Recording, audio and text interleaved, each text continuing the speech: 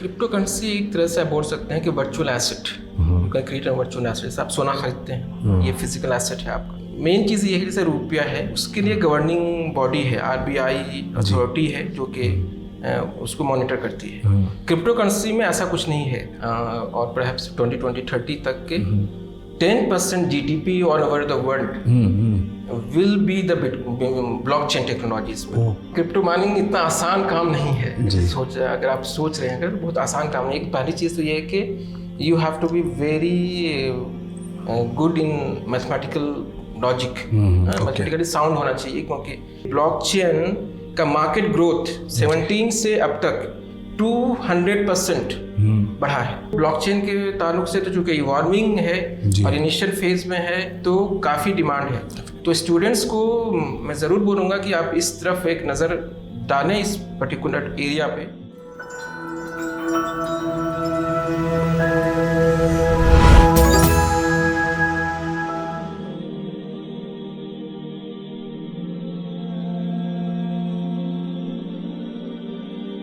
नाजरीन, welcome back. गुफ्तगू जारी रखते हैं। इम्तियाज़ सर, हम ब्रेक से पहले हमने देखा कि ब्लॉकचेन टेक्नोलॉजी क्या है, फिर उसको हमने उसके जो एप्लीकेशंस है real day to day walk of life में, उसका एप्लीकेशंस क्या है, फिर उसके अपसाइड क्या है, उस पर बात की, और हमने बात फाइनेंशियल सेक्टर पर लाकर रोकी थी। वहीं से हम टेक ऑफ करते हैं। ये जो अभी IPL का मैच हुआ है, मैचेस हुए हैं, उससे पहले जो है उसी के बाद जो है वर्ल्ड कप भी हुआ है, T20 वर्ल्ड कप वगैरह, उसमें जो है बिटकॉइंस और क्रिप्टो करेंसी के बारे में एड्स आना शुरू हो गए थे। तो इसके बारे में थोड़ा बताइए ना, क्रिप्टो करेंसी क्या है, बिटकॉइंस क्या है? ये क्रिप्टो करेंसी एक तरह से आप बोल सकते हैं कि virtual asset, you can create a virtual asset. जैसे आप सोना खरीदते हैं, ये फिजिकल एसेट है आपका। क्रिप्टो करेंसी वर्चुअल एसेट है। सोना खरीदने के लिए या बेचने के लिए कोई रूल रेगुलेशंस नहीं है। इसी तरह से क्रिप्टो करेंसी को खरीदने के लिए, बेचने के लिए कोई रूल रेगुलेशंस नहीं है। तो ये वर्चुअल एसेट हम क्रिएट करते हैं। इसके लिए आपको सबसे पहले एक प्लेटफॉर्म इस्तेमाल करना पड़ता है। प्लेटफॉर्म इस्तेमाल करते हुए क्रिप्टो करेंसी का अपना एक्सचेंज होता है। उस एक्सचेंज पे जाकर के आपको लॉगिन आईडी वगैरह बनाना पड़ता है। देन आप क्या करेंगे, आप अमाउंट ट्रांजैक्शन करेंगे जो आपका करेंसी है, अपनी करेंसी। और इसी तरह से क्रिप्टो करेंसी की बहुत सारी करेंसी, जैसे मतलब रुपया है, डॉलर है, बहुत सारी चीज़ें, यूरो है। इसी तरीके से क्या है कि क्रिप्टो करेंसी के बहुत सारे, यानी कम से कम 5000 तो होंगे। तो उसमें क्या है कि वो जो करेंसीज हैं, करेंसीज में खासकर बिटकॉइन एक तरह की करेंसी है जो कि शुरुआत से चली आ रही है। तो इसको हम खरीदते हैं और इससे हम इस्तेमाल करते हैं, अपने पास रखते हैं। उसके लिए हमारा एक क्रिप्टो वॉलेट होता है, उस वॉलेट पे फिर वक्त के साथ साथ फिर हम इसको बेच सकते हैं। तो ये एक तरह का सोचिए कि ये वर्चुअल एसेट है। आपने एक बात कही कि ये अनरेगुलेटेड मार्केट है, ख़ास तौर पे अगर हम इंडिया की बात करते हैं। लेकिन अगर एक तरफ देखते हैं कि बड़े बड़े जो नाम जो एक क्रेडिबिलिटी ऐड करते हैं, इलॉन मस्क हो या कोई और भी हो, जो कि इसके अंदर ट्रांसैक्शन करना चाहते हैं और इसको प्रमोट करते हैं क्रिप्टो करेंसी को, तो एक तरफ वो है। दूसरी तरफ ये है कि गवर्नमेंट ऑफ इंडिया से जो फाइनेंस मिनिस्टर है, उन्होंने भी कहा कि हम टोटली बैन नहीं करेंगे, लेकिन हम we will have a highly regulated currency, crypto currency. तो यहाँ पे किस किस्म के लॉज होने चाहिए? एक दो अगर सजेशन अगर आपकी तरफ से आए।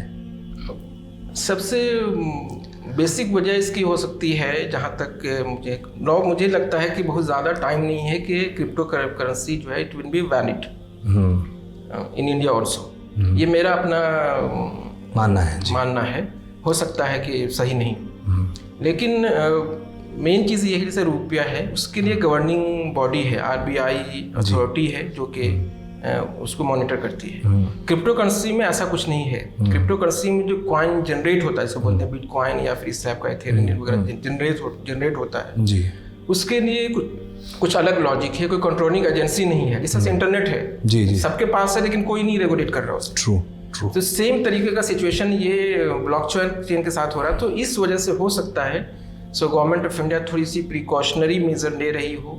ये भी हो सकता है क्योंकि अभी ये डेवलपिंग फेज है, बहुत ही इनिशियल फेज आप कह सकते हैं ब्लॉकचेन का। सो इवॉल्विंग फेज है, तो हो सकता है कि वक्त के साथ साथ ये मामला भी हो सकता है कि इंडिया में भी ये वैलिड हो जाए। सर अगर हम देखें एआई और जो ख़ास तौर पे मेटा का मामला आया है सामने कि एक पैरेलल वर्ल्ड क्रिएट किया जा रहा है कि हमारा ये फिज़िकल वर्ल्ड है, फिर एक पैरेलल वर्ल्ड है, फिर इसको हम देखते हैं जहाँ पे जो है हम रोज़ाना के जो ट्रांजैक्शंस होते हैं वो हमारे पैरेलल वर्ल्ड में हम कर सकते हैं। तो फिर एक तरफ हम ब्लॉकचेन को देखते हैं। तो इसका आगे चल, आपने कहा कि ब्लॉकचेन और ये क्रिप्टो करेंसी का एक खुद का एक एक्सचेंज होता है, जैसा हमारा स्टॉक एक्सचेंज होता है वैसा वो एक्सचेंज वहाँ जाकर ख़रीदना है, वहाँ जाकर बेचना है, तो वर्चुअल हो चुका है। तो ये दोनों का इंटीग्रेशन एक जगह के देखने में तो ये एक बहुत फैसिनेटिंग और एक्साइटिंग अपॉर्चुनिटी और फ्यूचर समझ में आता है। जो एनर्जी कंजम्पशन है ये दोनों टेक्नोलॉजीज़ का और ख़ास तौर पे ब्लॉकचेन टेक्नोलॉजी का, वो एनर्जी कंजम्पशन कितना होता है और वो कितना भारी पड़ रहा है सोसाइटी के ऊपर? पहली बात पे पहले मैं आऊँगा, जो आपने ट्रांजेक्शन की बात करी और पैरेलल सिस्टम की बात करी जी।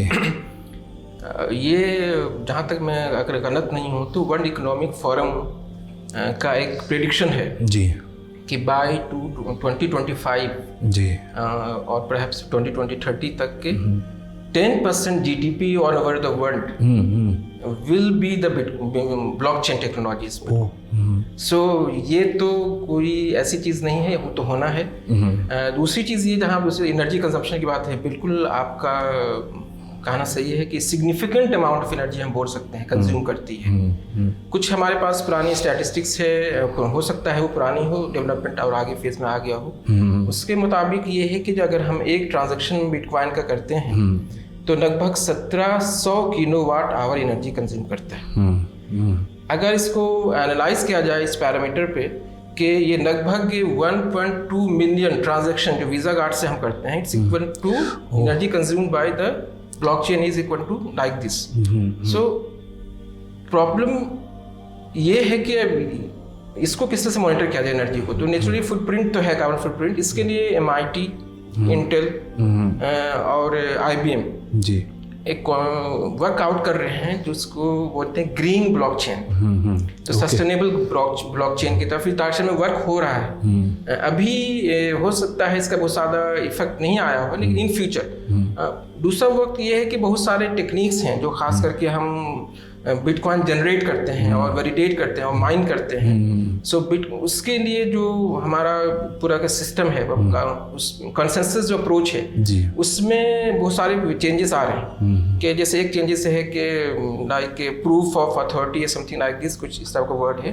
उसमें ये है कि instead of multiple user authenticating a particular things, max 25 users can authenticate. तो ये सब डायरेक्शन पे काम हो रहा है। तो हो सकता है इन फ्यूचर ये एनर्जी कंजप्शन का मामला टेक्नोलॉजी के साथ साथ सॉल्व होगा। ग्रीन ब्लॉकचेन टेक्नोलॉजी जी। सर आपने कहा क्रिप्टो माइनिंग के बारे में, क्रिप्टो फार्मिंग के बारे में। अभी आज सुबह में ही मैं लिंक्डइन पर एक वीडियो देख रहा था, उसमें एक मीम चल रहा था मजाकिया तौर पे। एक बंदा जो है बैठता है, एक दुकान है, उसका शटर डाउन है और थोड़ा सा खुला है, तो वो देखता है एक रुपया डालकर देखता है, एक 10 की नोट डालकर देखता है, तो उसमें से जो है कुछ कॉइन्स आते हैं। तो फिर वो क्या करता है, 100 की नोट डालकर देखता है। ऐसा करके वो पूरे अपने पैसे जो है निकाल के हर राउंड में, हर ट्रांसैक्शन में उसको जो है बढ़ के ज़्यादा जो है कॉइन्स आते हैं। फिर लास्ट में ऐसा होता है कि जो है वो सब मिलाकर उसके अंदर डालता है और वो बंद हो जाता है। तो एक ख़तरा भी लोगों के, ये जो क्रिप्टो माइनिंग है, ये अगर मैं एक आम इंसान की तरह देखूं, क्या मेरे पास अगर कंप्यूटर है और मुझे इंटरनेट का एक्सेस है, तो can I indulge my self in to crypto mining? देखिए, इसमें क्रिप्टो माइनिंग इतना आसान काम नहीं है। अगर आप सोच रहे हैं अगर, बहुत आसान काम नहीं है। पहली चीज़ तो ये है कि you have to be very good in mathematical logic, mathematically sound होना चाहिए, क्योंकि बहुत ही कॉम्प्लेक्स हैशिंग फंक्शन, क्रिप्टोग्राफी जिसको बोलते हैं, उसको आपको सॉल्यूशन देना पड़ता है। और वो सिर्फ आप नहीं हैं, बहुत सारे लोग हैं। ये ध्यान, you should be the first to solve a particular problem. तो और उसके लिए आपके पास बहुत हेवी रिसोर्सेज चाहिए होते हैं। आप एक नॉर्मल कंप्यूटर के साथ, आपको नहीं लगता कि, मुझे नहीं लगता कि आप ये काम कर सकते हैं। उसके लिए एक आपको हाई एंड GPU चाहिए। और इंटीग्रेटेड सर्किट्स वगैरह सेटअप वगैरह चाहिए आपको। तो उसके बेसिस पर आप, और उसमें भी एक सर्टेन लिमिट है, ऐसा नहीं कि आप बिल्कुल हर एक एल्गोरिथम को सॉल्व कर पाएंगे। फॉर एग्जांपल हम लोग रिसर्च करते हैं, कभी कभी एक प्रॉब्लम को सॉल्व करने में, एक रिसर्च एरिया को सॉल्व करने में हम 3 साल ले लेते हैं, और उसमें सिर्फ हम अकेले काम नहीं कर रहे हैं, काफ़ी लोग हमारे स्टूडेंट्स हमारे काम कर रहे हैं। तो it's not as easy at looks from outside. बाहर से आपको बहुत सिंपल दिख रही है, लेकिन वो इतनी सिंपल नहीं है। दूसरी चीज़ जो है, दैट इज आप टू वर्ड इस्तेमाल किया जाए, क्रिप्टो फार्मिंग। जी। क्रिप्टो फार्मिंग क्या है कि एक तरह से इन्वेस्टमेंट है। आप क्या कर रहे हैं, आप पैसा जमा कर रहे हैं बैंक में, आप अपने अमाउंट को ब्लॉक कर रहे हैं कुछ टाइम के लिए, आपको इसमें इंटरेस्ट मिल रहा है। So crypto farming is similar to that. आपको अपने बिटकॉइंस को, अगर बिटकॉइंस एज एन करेंसी ले रहे हैं, बिटकॉइन इज नॉट ब्लॉकचेन, ये चीज़ हमेशा, ये चीज़ मैं दिमाग में जानना चाहता हूँ कि bitcoin is only one aspect of blockchain, only one aspect of blockchain. So bitcoin जो है आपको ब्लॉक करना पड़ेगा एक सर्टेन पीरियड ऑफ टाइम के लिए, तो आपको इंटरेस्ट मिल रहा है, तो आपको गेन मिल रहा है। तो ये सिचुएशन है। और सिमिलरली इसका इफेक्ट ये भी हो सकता है, जैसे आप स्टॉक एक्सचेंज में पैसा लगाते हैं तो उसमें लॉस भी हो सकता है, प्रॉफिट भी हो सकता है। तो दोनों पॉसिबिलिटीज हो सकती हैं। दोनों पॉसिबिलिटी है उसकी। विद्या सर, अगर आपने कहा कि वर्ल्ड इकोनॉमिक फोरम के हिसाब से 2025 या लेट से अगर वो आगे भी बढ़ती है बात 2030 तक भी जो है 10% of GDP of the world will be contributed bye blockchain technology. तो अगर इसको, ये प्रोस्पेक्ट को हम सामने देखते हैं, और आज के बच्चे, खासतौर पे हमारे जो व्यूअर्स हैं उसमें स्टूडेंट्स हैं, they are looking for career opportunities, उनके लिए कौन से कोर्सेज अभी मार्केट में अवेलेबल है जो कि ये अपॉर्चुनिटी का फ़ायदा उठाने के लिए बहुत काम आएगा उनके लिए? जहाँ तक है जॉब का ताल्लुक, जॉब मार्केट में हमेशा है। फॉर एग्जांपल अभी जिस तरह हम इंजीनियरिंग करवा रहे हैं, और अभी आप देखेंगे एस्पायरिंग माइंड का 2019 में स्टैटिस्टिक्स आया कि 80% are students are not employed. जी। तो उसमें ये है कि हम भी जिम्मेदार हैं as an university, as an education system, and student is not only culprit, है ना। ये चीज़ ध्यान में नहीं देना कि स्टूडेंट्स ही कल्प्रिट हैं। हमारा कोर्स उस चीज़ लेवल का नहीं है जो इंडस्ट्री हमसे चाहती है। True. Blockchain very high demanding job है। और इनफैक्ट अगर आप, अगेन मैं कुछ स्टैटिस्टिक्स बताऊंगा कि ब्लॉकचेन का मार्केट ग्रोथ 17 से अब तक 200% बढ़ा है। तो डिमांड्स तो हमेशा है, डिमांड इसकी रहेंगी, लेकिन इसके लिए जो एक इम्पॉर्टेंट एस्पेक्ट है, that is mathematics. Mathematics is हमेशा core of the science. Even computer science है, mathematics is the core. Mathematics आपको होना है। और अगर स्पेशलाइज्ड कोर्स ब्लॉकचेन पे बनता है, और इनफैक्ट ब्लॉकचेन का एक्सपर्ट बनाने के लिए ब्लॉकचेन का स्पेशलाइज्ड कोर्स होना ही चाहिए। और काफ़ी कोर्सेज बीटेक के लॉन्च हो चुके हैं already, BTech blockchain and security. तो सिक्योरिटी एस्पेक्ट्स के साथ इसको तो ये कोर्स में क्या है कि एक तो सिक्योरिटी डोमेन आपको मिलता है, प्लस ब्लॉकचेन का डोमेन मिलता है। तो ग्रोथ बहुत है, डिमांड बहुत है, और इनफैक्ट हर एक सेक्टर में डिमांड होता है। और इस सेक्टर में तो ब्लॉकचेन के ताल्लुक से तो चूंकि इवॉल्विंग है और इनिशियल फेज में है, तो काफ़ी डिमांड है। तो स्टूडेंट्स को मैं ज़रूर बोलूँगा कि आप इस तरफ एक नज़र डालें, इस पर्टिकुलर एरिया पे, क्योंकि ये फ्यूचर में जो स्टैटिस्टिक्स बता रही है हमें कि ये एक बहुत ही बड़ा सेक्टर बनने वाला है। विद्या सर, आपके वक्त के लिए और आपके गाइडेंस के लिए हम आपके बेहद मशकूर हैं। जज़ाकल्लाह खैर। शुक्रिया। नाज़रीन, तो आज की गुफ्तगू से कुछ अहम बातें सामने आई है। पहली बात, हमने ये देखा कि ब्लॉकचेन टेक्नोलॉजी किसे कहते हैं, उसके एप्लीकेशंस क्या है लाइफ में, और उसका जो क्रक्स है, उसका जो मेन इम्पॉर्टेंट पॉइंट है, सेलिंग पॉइंट, वो है सिक्योरिटी ऑफ डेटा। इसके ऊपर जो है आगे एप्लीकेशंस बनेंगे। और क्रिप्टो करेंसी, जो बिटकॉइन एक एग्जांपल है, उसका बहुत सारे क्रिप्टो करेंसीज है वर्ल्ड में। ये एक एप्लीकेशन है ब्लॉकचेन टेक्नोलॉजी का। It is not the only application of blockchain technology. बहुत सारे वे ऑफ लाइफ में, वॉक ऑफ लाइफ में ये एप्लीकेशंस आ रहे हैं ब्लॉकचेन टेक्नोलॉजी का, चाहे वो लैंड रिकॉर्ड्स हो या इलेक्ट्रल डेटा हो, कोई और भी हो। और तीसरी बात हमने ये देखा कि आने वाले 10 साल में 15 साल में ब्लॉकचेन टेक्नोलॉजी एक बहुत बड़ा अपॉर्चुनिटी देगी हमारे यूथ को एम्प्लॉयमेंट के नज़रिए से।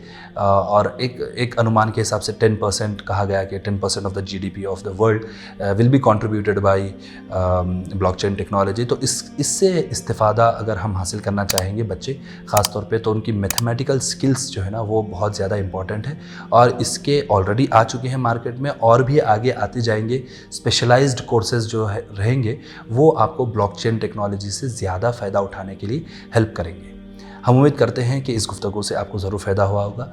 आपसे गुजारिश है कि आप इस वीडियो को ज़रूर शेयर करें, कमेंट सेक्शन में अपना फीडबैक ज़रूर दें। जज़ाकल्लाहु खैर।